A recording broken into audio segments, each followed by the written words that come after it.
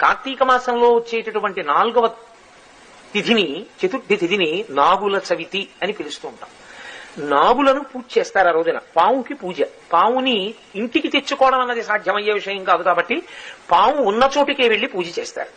నాకు మీరు ఒక విషయం కొంచెం జాగ్రత్తగా ఆలోచించి చెప్పండి. సాధారణంగా నాగుల చవితి చెయ్యనటువంటి వాళ్ళు ఉండరు. అన్ని వర్ణముల వారు చేస్తారు.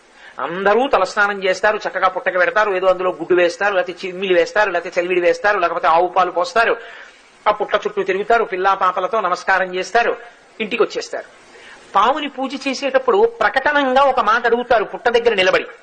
ఎందుకు అడుగుతారు అంటే దానికి కారణం ఉంటుంది. నాగమును దేవతగా భావన చేసి పూజ చేసి ఆ పుట్ట దగ్గరికి వెళ్లి అది తినే పదార్థములను ఆ పుట్టలో సమర్పణం చేసి ప్రదక్షిణం చేసి నమస్కరించి ఆ గోవుని అక్కడ ఉన్నటువంటి ఆ పావుని ఒక విషయం అడుగుతారు. లౌకికంగా చాలా